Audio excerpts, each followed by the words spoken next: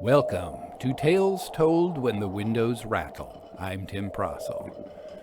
A few years ago, I put together a book titled Spectral Edition, Ghost Reports from U.S. Newspapers 1865 to 1917, and it's filled with actual newspaper reports on haunted houses, haunted churches, haunted avenues, and you name it. One of the things that I kept running into when putting together this book was the issue of should reporters tell you the actual location of a haunted house, because that could seriously damage the property value of that house. You're going to have a rough time renting it or selling it if there are rumors floating about that it's haunted. So I was really interested to come across a pair of fictional occult detectives who are in the real estate business. They actually deal with the purchase and sale of reputedly haunted houses. And it turns out in these stories, they're actually haunted houses. Their names are Alwine Sargent and Jack Hargreaves. They were created by an author with the interesting name of Alan Upward. This pair of characters appeared only in 5 stories. They only had 5 cases. The first one was published in Royal Magazine in 1905, and that's where the remaining 4 were published in 1906. I'll be reading the very first of their adventures, titled The Story of the Greenhouse, Wallington. In undertaking to relate some of my experiences in connection with the purchase and sale of haunted houses, I desire to make it clear that I have no theories to put forward on the subject of what is called the occult. I was successful in this class of business, but some of the adventures I went through were of such a character that I dared not continue. My nerves are fairly strong, but there are some things which I never wish to face again. I was first tempted to dabble in this unlucky class of business by the greenhouse, Wallington. My partner, Mr. Mortimer, our firm is Mortimer and Hargreaves, mentioned to me one day that he had had a client in to see him who was very anxious to obtain an immediate offer at almost any price for a house situated in what was then the rural district of Wallington. He says he cannot sell the house because people think it is haunted. It is all nonsense, of course, but the people in the neighborhood have got the idea firmly into their heads, and now, if any tenants come, they are sure to hear of it directly and get frightened. The result is that he has lost tenant after tenant, and now the reputation of the house is so bad he cannot sell it. What sort of house is it? I asked, and what will he take for it? He says he'll take anything, £500 if he can't get more, though the house cost $1,500 to build. You'd better see the man yourself. I therefore dropped a line to Mr. Giltstrap, the owner of the greenhouse, requesting him to go down with me to see the property. On the way to Wallington, I put some questions about the house to Giltstrap, whose manner was rather reserved. He assured me it was in thorough repair, but he seemed reluctant to answer when I asked him about the ghost. Is there any story about the house, anything to account for its being haunted? No. What story should there be? It's a modern house, hardly built 10 years. And how long has it been your property? I bought it as soon as it was put up. And how long has it been haunted? Mr. Giltstrap frowned as though he disliked to hear this word. He replied, The house has been talked about for several years now, 4 or 5. His disinclination to speak was so evident that I did not care to pursue the subject.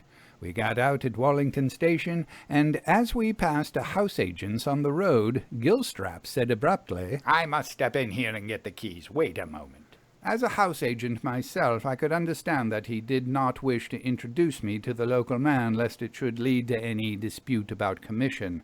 But my curiosity about the greenhouse was so strong that I could not resist the temptation to walk in after him. I was just in time to hear the owner say, I have called for the keys of the greenhouse, if you please. The local agent was evidently a man in a small way, for we found him in his shirt-sleeves seated at a desk in an outer office. He gave a cross look at Giltstrap and a suspicious one at me. and then rose and reached down the keys from a nail. "I haven't been able to find a caretaker yet," he said with a touch of malice. "They say you must pay them for living in such a house." Giltstrap reddened at this speech, which was calculated to put off an intended purchaser. He glared first at the agent and then at me, snatched the keys without a word, and hurried out. The greenhouse was a modern red-brick one, standing in a road with several others, and certainly not looking at all the kind of place to have a supernatural legend attached to it. As soon as we got inside, I saw that the house was partly furnished.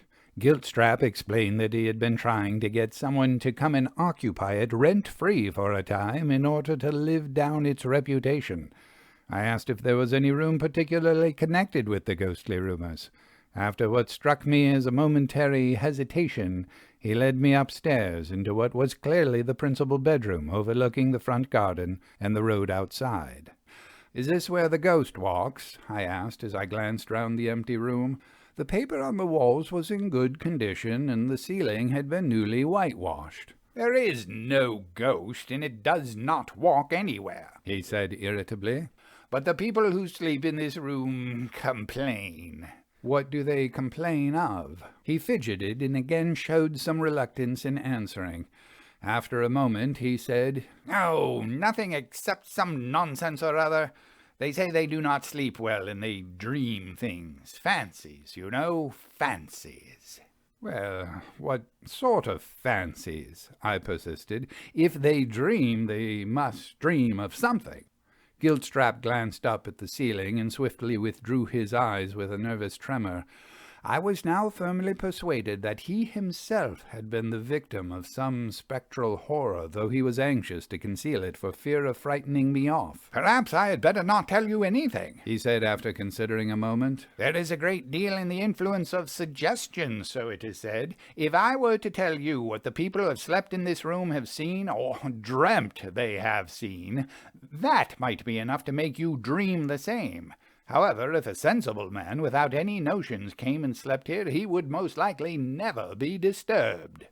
I thought there was something in what he said, and did not press him further. There was a staircase outside leading to a second floor, and I moved toward it. "Oh, do you want to see the other rooms?" Giltstrap asked as he prepared to follow. "I want to see everything," I said decidedly. Upstairs I found another room which had been left unfurnished. The prospect from the window showed me that it was situated over the haunted chamber.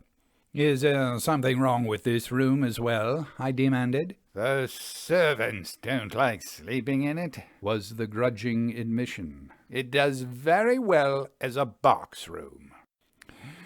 I saw that it was useless to try to extract any more information from Giltstrap. After a thorough inspection, I decided that the house would be well worth £1,200 apart from its evil reputation. I went back to town with the owner and bargained with him on the way. I was very eager to secure an option to purchase the greenhouse at the end of a month, during which time I was to occupy it. But this proposal the owner obstinately refused.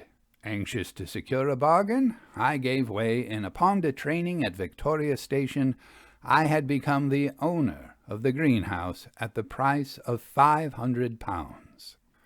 My next step was to secure some attendants and to send down some furniture for the 2 empty rooms round which the mystery appeared to cling. In the course of negotiations, I had occasion for the services of my lady secretary. I was accustomed to discuss business matters with her, and as soon as she learned the character of the present transaction, she surprised me by displaying an unusual interest in it. She even volunteered her assistance. "I wonder if you would mind my going to see the greenhouse, Mr. Hargreaves. I am very much interested in psychical research." "Do you mean that you really believe there is something in it?" I exclaimed in dismay. I had grown to look on Miss Sargent as a young lady of great intelligence, and I was not very well pleased at the idea of taking the ghost seriously. "I know that there are things in nature which ordinary rules do not explain," was the grave answer. "I have seen things myself which could not be accounted for by natural means." This was rather alarming.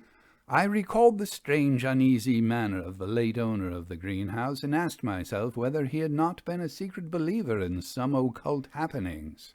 "I am what is called a sensitive," Miss Sargent proceeded to explain. "I have a peculiar faculty for seeing any abnormal manifestations." A thought struck me.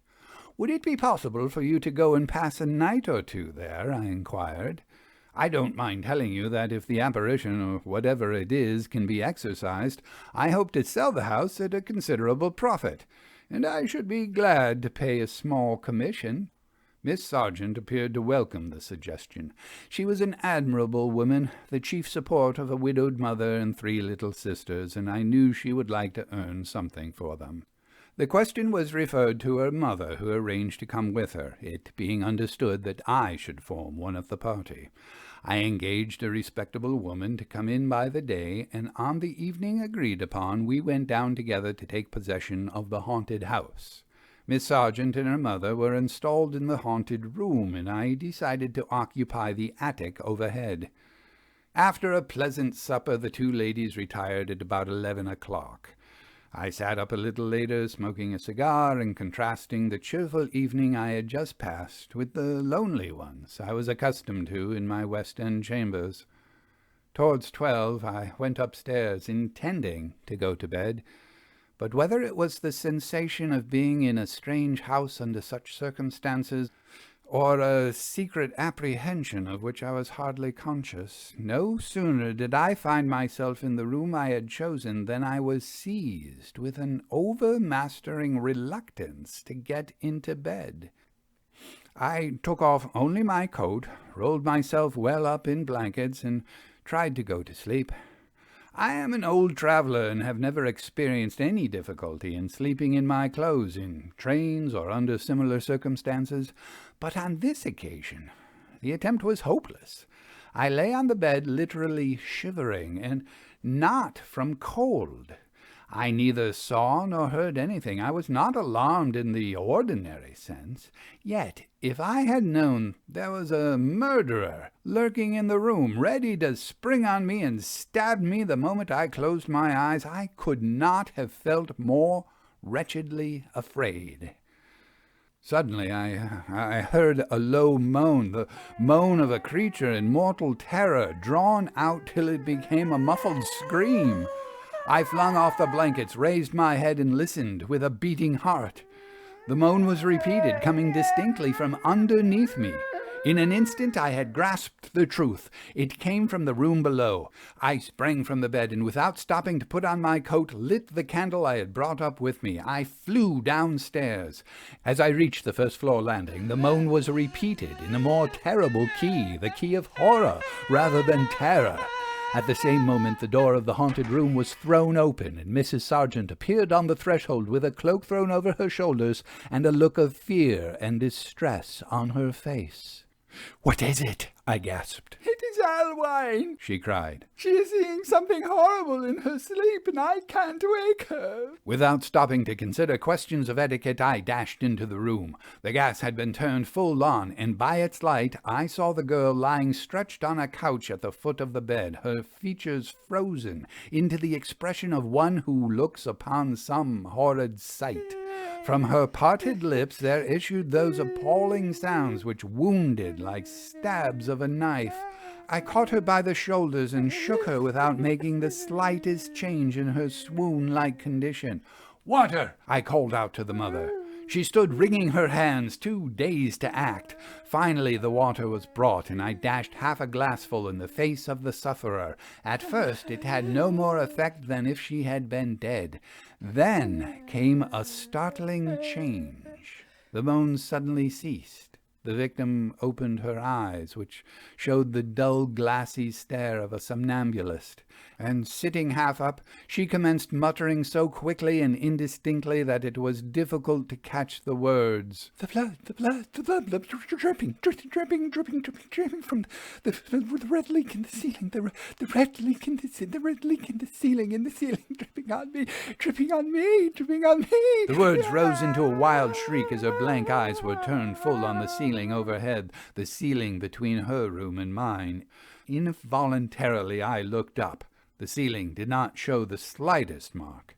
As I had noticed when I went over the house with Giltstrap, it was newly whitewashed.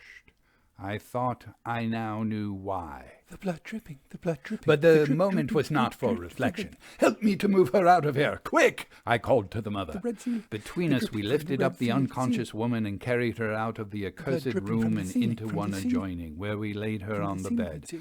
Hardly had she passed the doorway of the haunted chamber when the dreadful ejaculations began to die away and the rigidity of the features to relax.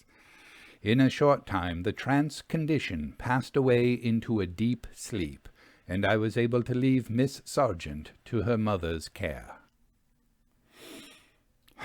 At breakfast the next morning, Mrs. Sargent explained that, upon waking, her daughter remembered nothing of whatever had passed in the night. She was barely conscious of having had a bad dream. At her own request, I described to her what had occurred as minutely as possible. She was profoundly impressed. "I am certain," she declared with conviction, "dreadful as it sounds, I firmly believe that somebody has been murdered in that attic in which you slept, and this poor person's blood dripped through the ceiling of the room below, as I saw it last night." Reluctant as I was, for many reasons, to entertain such a suggestion, I dared not neglect it altogether. I determined, at all events, to do whatever could be done to solve the mystery. Miss Sargent and her mother left the house. The elder lady would not hear of their passing another night, though her daughter did not seem in the least afraid. Immediately following, I went straight to a builder's in the neighborhood. I engaged him to send some men to examine the flooring between the two haunted rooms. The builder received my order with marked interest. "I knew there was something the matter with that house," he observed. "It ain't likely that tenant after tenant would come away scared without something was wrong." "Then Mr. Giltstrap once lived in it himself, did he?" I exclaimed. "Seeing that I built it for him, I can say he did," was the answer. "And why did he leave it?" I demanded, fairly roused. But the builder could not or would not satisfy my curiosity on that head. "Mr. Giltstrap was a good customer of mine. He always paid me reg'lar, and I ain't got nothing to say against him." The builder's interest led him to accompany his men, a carpenter and a plasterer, to the scene of the action. There I pointed out the place on the ceiling, as nearly as I could judge it, from which the ghostly dew had appeared to fall. The men took measurements, and then, proceeding to the attic above, located a spot under the bed in which I had tried to sleep. The bed was quickly removed, the floor stripped off, and in the space between the joists there was exposed a mass of lime. Both the men, as well as their master, were quick to declare that the lime could not have been left there when the house was completed. "That lime has been put there for no good," the builder asserted. "If you want some things eaten away and destroyed, there's nothing better than what lime is when it's fresh. It burns as well as fire and makes no smoke." "You mean a dead body?" I said, shuddering. "Oh, I don't say nothing about that," the builder answered, pulling himself up. "It ain't for me to say what that lime's been used for. All I say is that it wasn't me that left it there, nor yet my men." The two men began clearing the stuff away. The volatile element had evidently evaporated long ago. As they struck downward with their tools, one of them went through the plaster of the ceiling below, and a shaft of light came up. An exclamation from one of the men followed. "Blimey!" I bent down and peered into the cavity. On a large beam which here crossed the floor, I saw a deep black stain. It was the stain of long-dried blood. A moment after, the carpenter stooped suddenly, groped about with one hand amid the woodwork, and drew forth to the light a small, sharp stiletto, rusted with the same dismal stain. Nothing more was found. I gave the builder an order to entirely renew the flooring between the two haunted rooms, and from the time that it was done there has never again been the slightest complaint from any occupier of the property. I let the greenhouse almost immediately to a respectable tenant, a retired schoolmaster, who changed its name. Before a year was out, I was able to dispose of it to a purchaser at the price of £1,250, a sum which enabled me to compensate Miss Sargent for her trying experience. The most extraordinary part of the story remains to be told. The report of what had taken place having gotten abroad in Wallington, the local police came to me to obtain the stiletto which I had been careful to preserve. By its means they were enabled to unearth a crime which had gone unsuspected till that hour, and to extort a confession from the murderer. Into the details of this terrible case I do not mean to enter. It is sufficient to say that the victim had perished while asleep in the attic, and that his blood had actually soaked through the ceiling into the room below, which was that of his murderer. Guilt strap. The Story of the Greenhouse, Wallington, by Alan Upward. What did you think of that ending? It's a bit abrupt, isn't it? I mean, we don't get the information on who the murder victim is. We don't know why Guiltstrap committed that murder. But in a way it makes sense, because our two characters are really trying to solve the mystery of the haunting, and they do that very satisfactorily. Once they find that weapon and pass it on to the police, then the police take over and they take care of the criminal investigation, which certainly makes sense. Do you really want a realtor and his secretary to be tracking down a murderer? Well, maybe you do, but there is a certain logic here. I mentioned in the beginning that this is the first of 5 adventures with Alwine Sargent and Jack Hargreaves, and it pretty much sets everything up. You find out what the premise of the series is. You find out that Alwine is clairvoyant. She's really kind of the brains of the operation. She has the mental ability to solve these mysteries, and so she's essentially the Sherlock Holmes of the duo.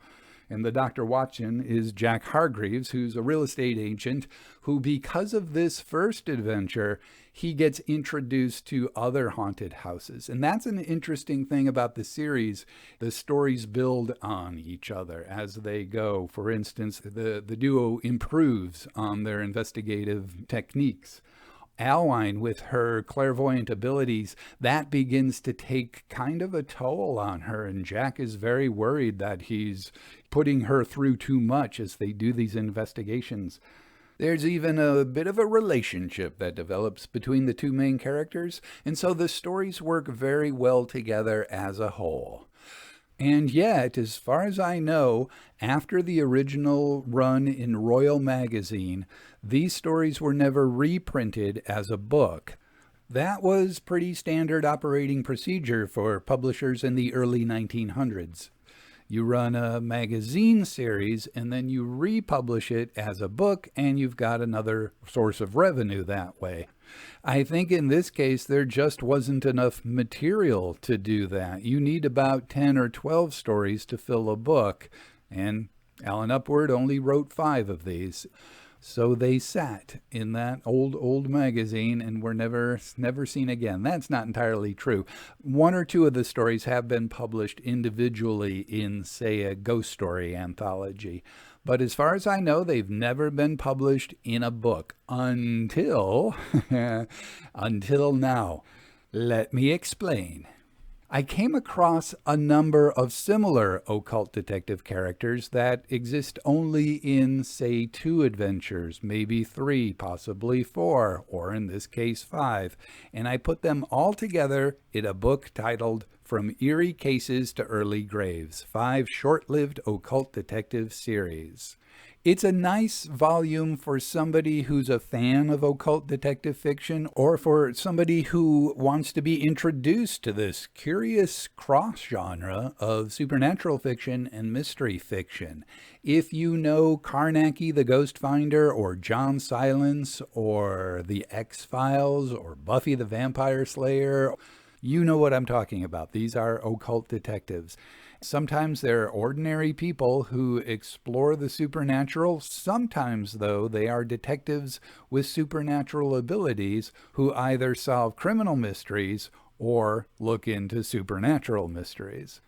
You can find out a lot more about From Eerie Cases to Early Graves at brownbonesbooks.com. There you'll be able to find out who are the detectives in it, who are the writers in it. You can even read my introduction to the book.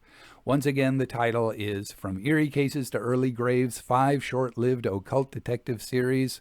You can learn all about it at brownbonesbooks.com. It's one of the books that I'm most proud of. I'm Tim Prossel, and thank you very much for listening.